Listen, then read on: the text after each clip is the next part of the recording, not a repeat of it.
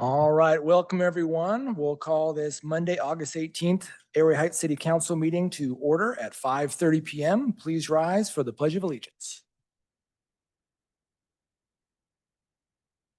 I pledge allegiance.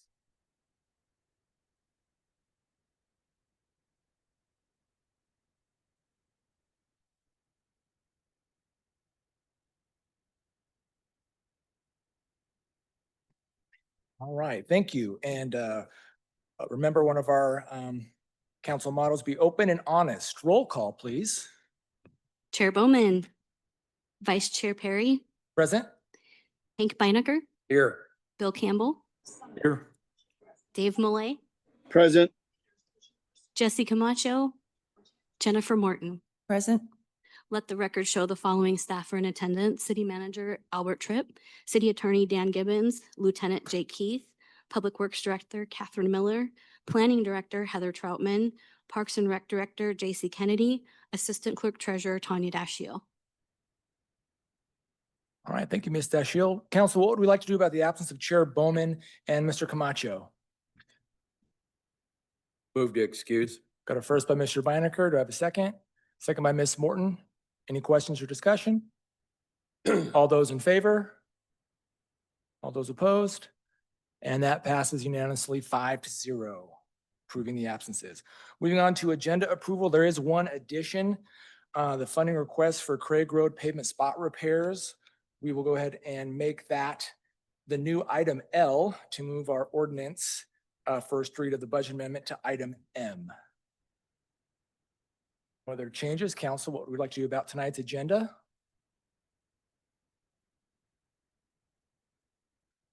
Move to approve. Got a first by Mr. Beinecker. Is there a second? Second by Mr. Campbell. Any discussion? All those in favor? All those opposed? And that passes unanimously 5-0. Moving on to no announcements of presentations, council reports. Reports from council? No? Only thing I have is a reminder, we're having our Finance Committee makeup meeting Wednesday, is that correct? Yes, it's Wednesday, if that works for. 5:30 via Zoom is what I have. Our Chair Bowman is absent, but Ms. Morton. Good for you. Not, we'll adjust. No other council reports. Moving on to staff reports. Mr. Tripp, Thank you. No report for me. Mr. Gibbons, No report, thank you. Lieutenant Keith, No report tonight, thank you. Ms. Miller, No report, thank you. Ms. Troutman. Yes, I do have two items for the council this evening. The first is just to let the council know that we experienced damage on the 6th Avenue project over the weekend. Someone was arrested for a suspected DUI. And in the course of their attempt to bypass the closed Lawson roundabout, they alternately got stuck and chose to drive down the median. But we're following up with the police department with regards to that and are working with the contractor to address that damage. So I just want to let you know that we are aware of that and we're working forward, hopefully on a resolution to that. And we want to very much thank the neighbors, both at the north, west and the southeast corner, for making sure that the contractor was aware first thing this morning with regards to the weekend happenings out at the intersection. So we'll be following up on that. But we've had a series of incidences of people attempting to get past the barricades, which is for their own vehicle safety as well. The second is that the city was formally notified last Tuesday that the strike from Union 302 is affecting projects, including the 6th Avenue project. We'll be meeting with the team, the contractor, this week to ascertain our options and adjust a timeline if necessary. And so at this point, that impacts paving. And as a result of that, we are not able to complete the second course of paving that occurred week before last or move forward with paving. So we'll be looking at the overall options and alternatives, and we'll bring back some information to the council as soon as we have that information. So any questions from the council? That was an insurance claim right on the first one. Technically, the contractor will go through their own insurance carrier as a third-party damage, and so I'm working to get some details of what that involves. So our preparation is also to look at our own insurance, and if our contractor needs the information related to the suspect and the reported damage that occurred.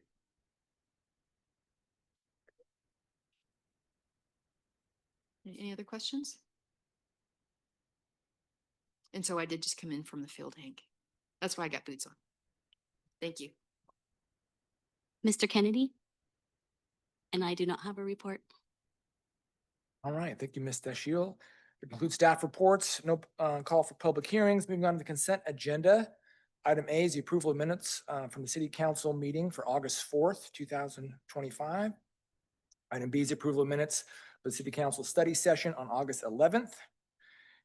And item C is a purchase approval register.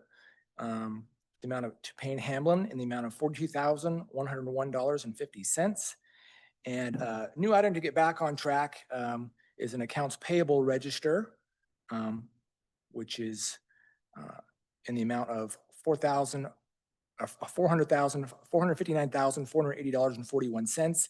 And this is basically all funds going out over a 2-week period. Is that correct, Ms. Dashiell? That's correct. Yeah. This total is reflecting the total amount of checks, virtual card payments, and ACH payments that we authorized between the timeframe of August 1st through August 15th. So going forward, every 2 weeks, I'll give you a summary to review.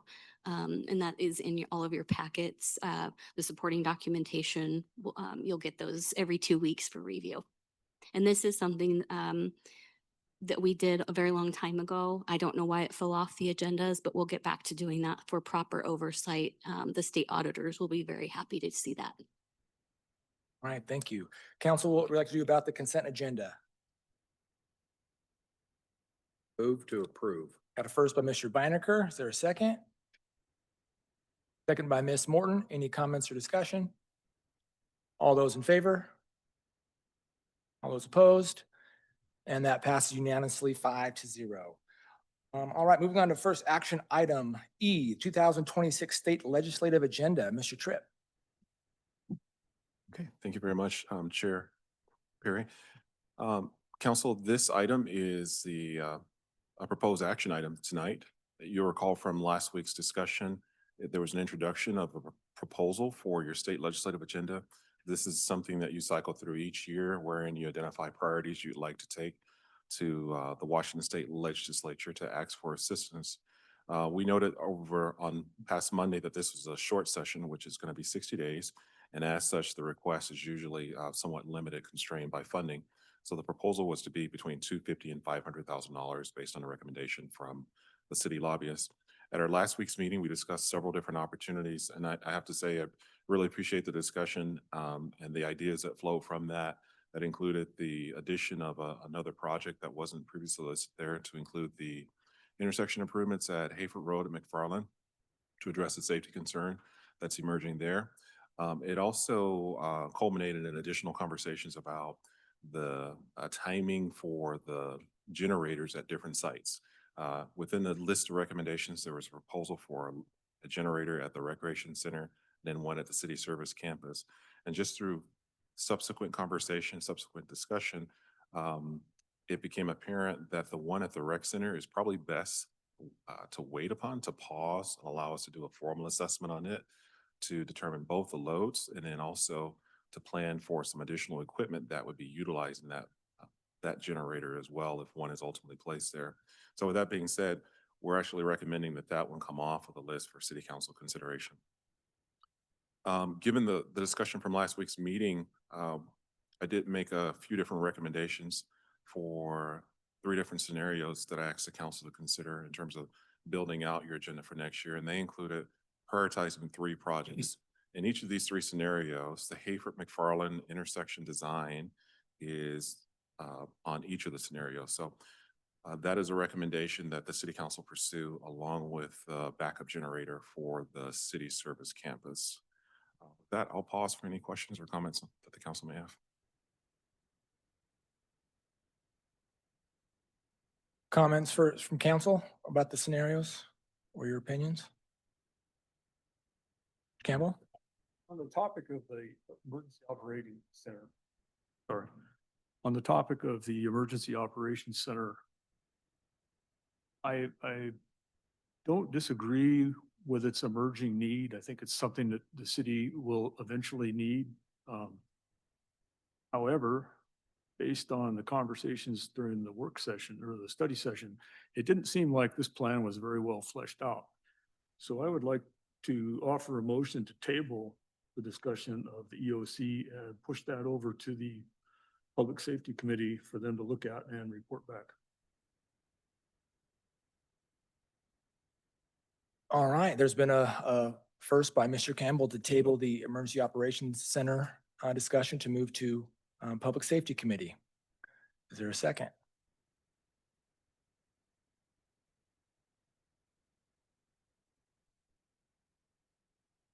Not seeing a second, so the motion will stop there at this point.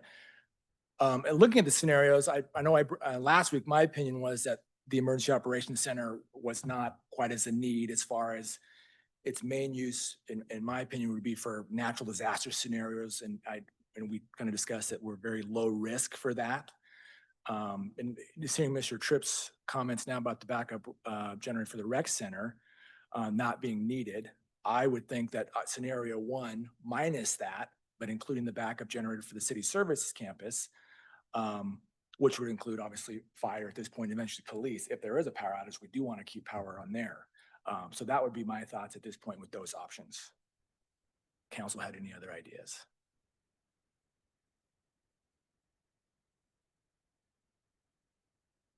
I'm sorry, I'm having a really hard time hearing. It might be because of the air conditioning. Could you repeat what you said, Albert? With respect to the different alternatives listed there, the staff recommendation is to pause the consideration on the generator for the recreation center site. And then with the items that are left on the list, we recommend the city council consider pursuing design funding for the Hayford and McFarland Road intersection, which is about $350,000. And then secondly, building on what Councilman Perry mentioned earlier, because the police and fire are located on the city service campus, and because it's the first line of defense for an emergency, their ability to be able to get in and out of the facility is pretty substantial. So the second part of the recommendation is to pursue a generator for the city service campus. And knitting in Council Members Campbell's comments, this would be a generator that excludes the EOC component in it. So it'd be for the building, but not necessarily for the EOC component.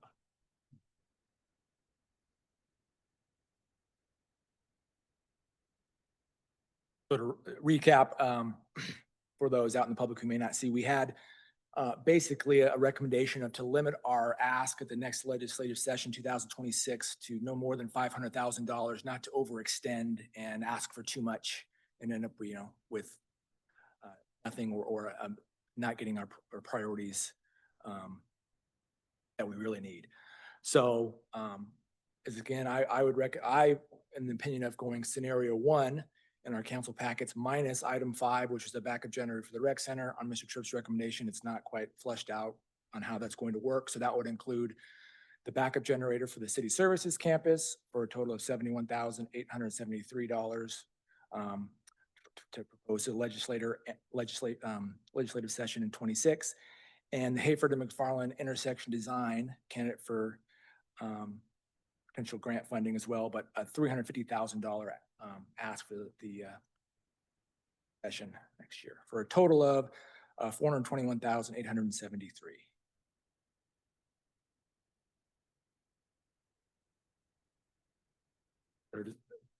Any other comments or a motion from council on that?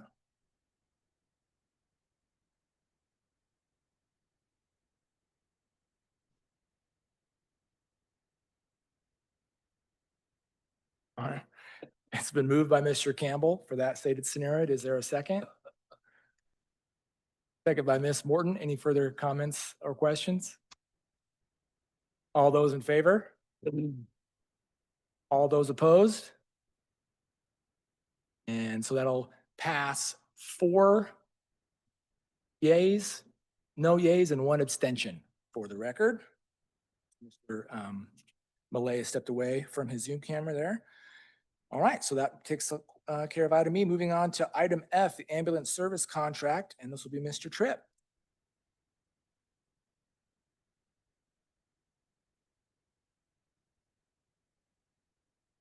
Chair and council, the proposal is an ambulance service contract. Staff is recommending the council approve the 2025 ambulance service contract between the Ambulance Service Board and the American Medical Response Group. All right, thank you, Ms. Tripp. This is briefed at last week's study session by Chief Metzger. Any comments, questions from council? What is our desire? Move to approve. Got a first by Mr. Beinecker, second by Mr. Campbell. Any comments, questions? All those in favor? All those opposed? And that'll pass 4 yeas, 0 nays, and 1 abstention. All right, moving on to item G, amendment to professional services agreement with Craig Brendan. Ms. Troutman. Pardon me. Thank you. Craig Brendan, as you know, has been a consultant working for the city for just over a year to assist us in upgrading our processes and beginning to develop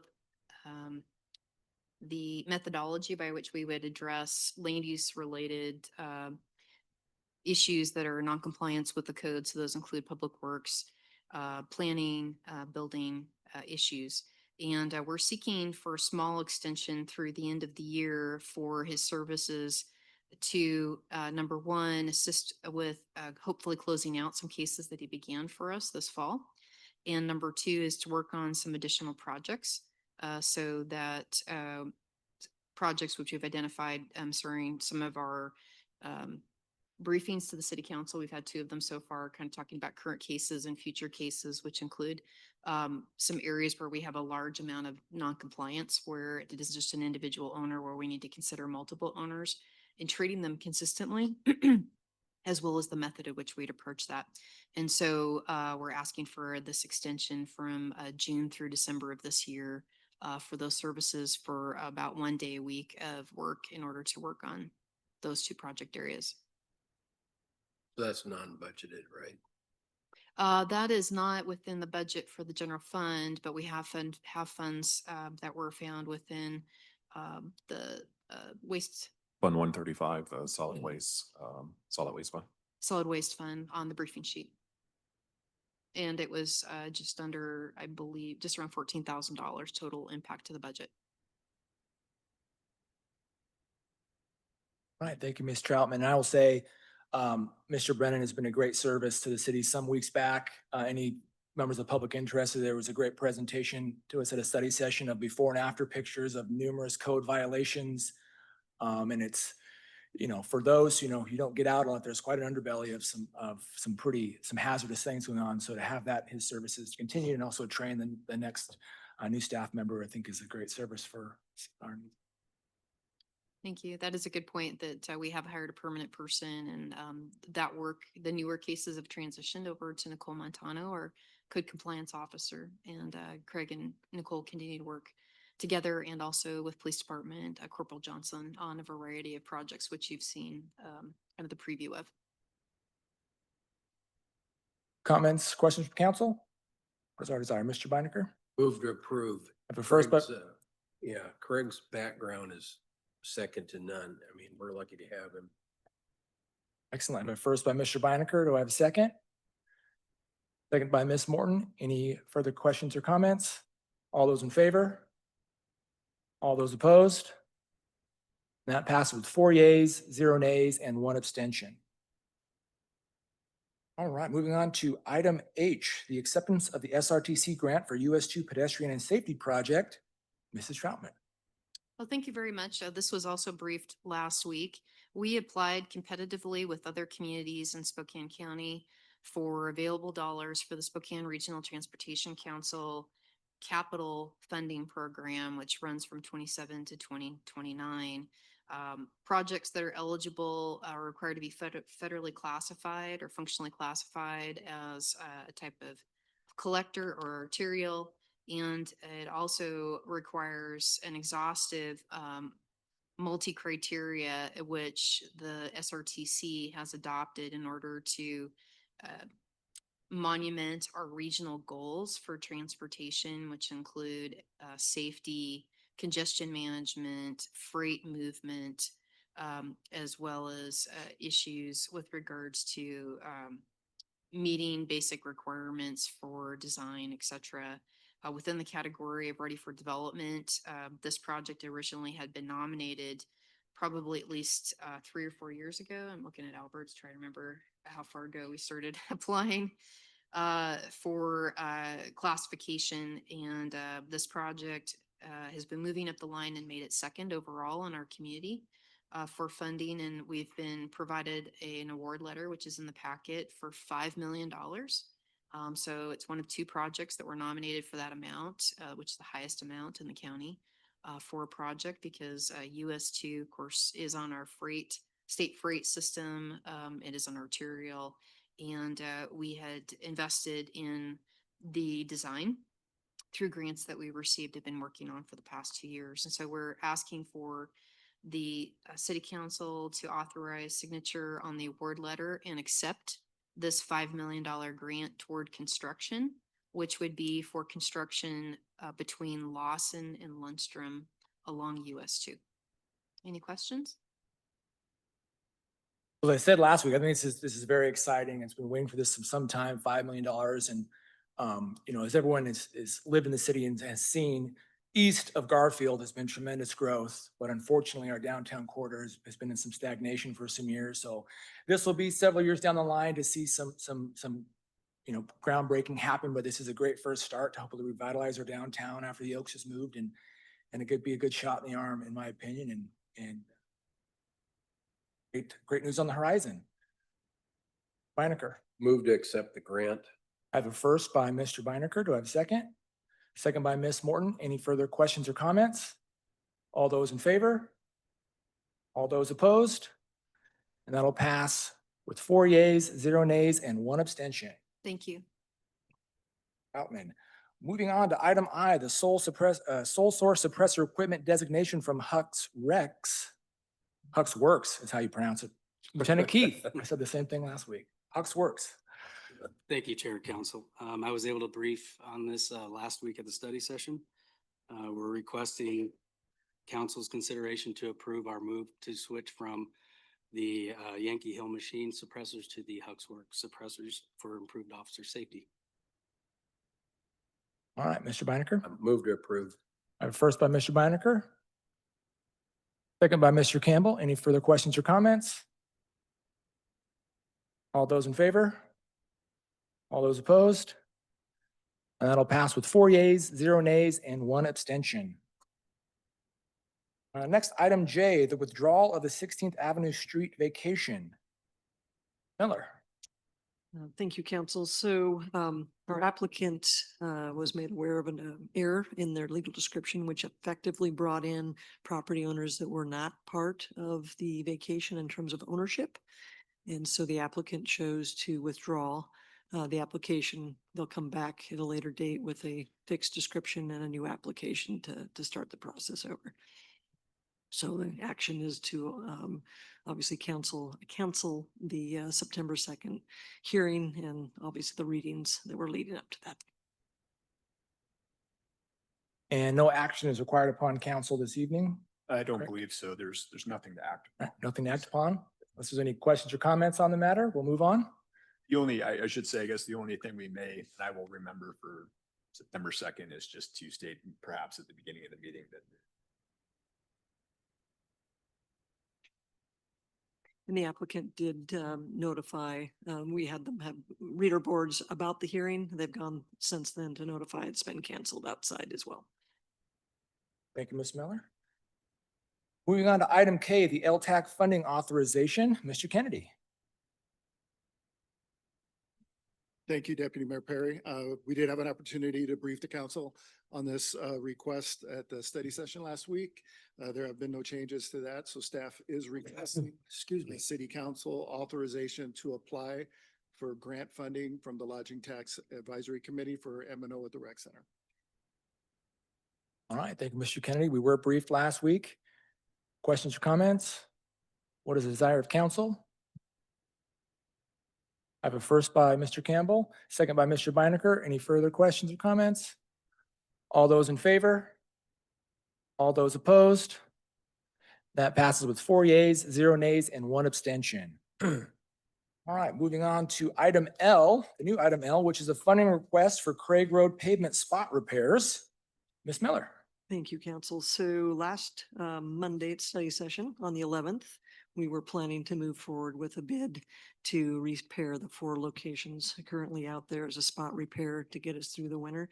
On Tuesday, as Heather just mentioned, we were notified that paving and delivery has effectively been stopped. So we've looked at several different potential ways to move this forward, and effectively at this point, what we're asking council tonight to do is approve our funding, as well as acknowledge the funding amount we covered last week at the $298,925 is the general engineer's estimate right now. So it's going to be in that ballpark that we would be bringing back, as well as asking council to go ahead and allow council, our staff, to monitor the situation. It's very dynamic. We, of course, are very hopeful it will be resolved soon and that we can get the project out to bid. So we'd like approval to monitor that and make the appropriate choice once we understand when this gets resolved. Obviously, if it doesn't get resolved for several weeks, it'll be too close to winter. We do not want to put money into fixing the sub base and then not have an asphalt lid to address getting more moisture into that bed. That's the issue that we want to solve. So with that, that's what we're looking for tonight. Thank you, Ms. Miller. Yes, and Craig Road is in some dire need of repairs. And on that note, this is funding out of the TBD funds, which is the Transportation Benefit District. Correct. That is the request. And as a side note, as our modifying agenda, since this was an addition, most likely in the future, this would be under unit section 13, potentially, or no? If we continue to have the board and we have a specific request that comes in that would be possibly separate from this, it would be a very different item that we would address. But it was noted by the state auditors, it'd be a good idea if we are taking action on the TBD side, on the board side, that we add it to the agenda. But since this is a request, it's a little bit different, so it can stay under the action items. Questions, comments from council? What is our desire?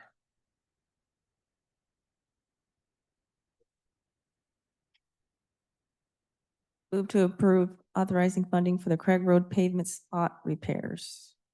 First from Ms. Morton. Is there a second? Second by Mr. Campbell. Any further questions or comments? All those in favor? All those opposed? And that'll pass with 4 yeas, 0 nays, and 1 abstention.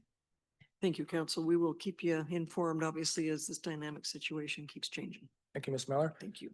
Moving on to our ordinances, item M, the first read of ordinance C-1097, the Q2 2025 budget amendment. Mr. Shield. First read, so there's no action this evening and I don't have any updates. Ordinance C-1097, an ordinance amending ordinance 1039 passed by the city council on December 2nd, 2024, and entitled an ordinance of the city of Airway Heights, Washington, adopting the budget for the fiscal year ending December 31st, 2025. All right. I will most likely have updates at the study session next week. Very good. Thank you, Mr. Shield. And that concludes our action items. No resolutions tonight, nothing on the Transportation Benefit District. Moving on to citizen comments. Anyone in the auditorium here who would like to speak? There's a clipboard up here to sign. I believe we have one member who is signed and provided their name. Anyone online will come to you next. We ask that you keep your comments limited to 5 minutes per our council rules and state your name and address at the lectern. And we have one citizen here tonight, Trina Russell.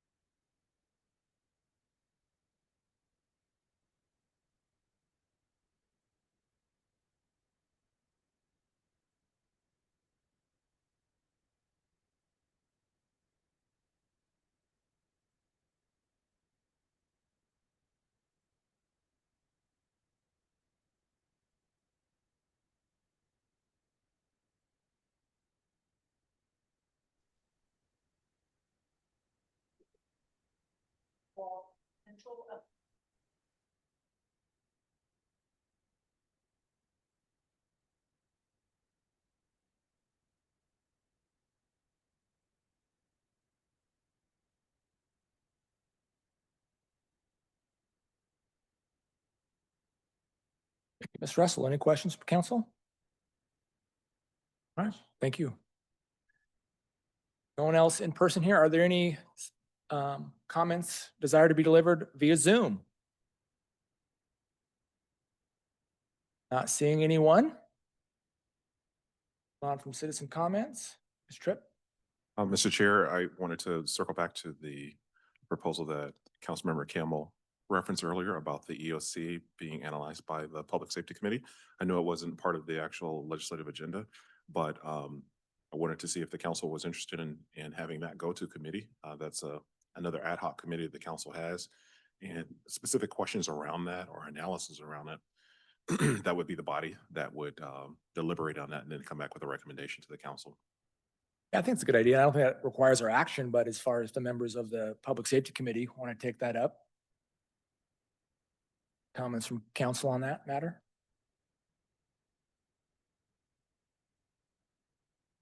Go ahead and move it forward for an ad hoc Public Safety Committee meeting. Yeah. Okay, we'll work with the committee members to get a date assigned and start the conversation.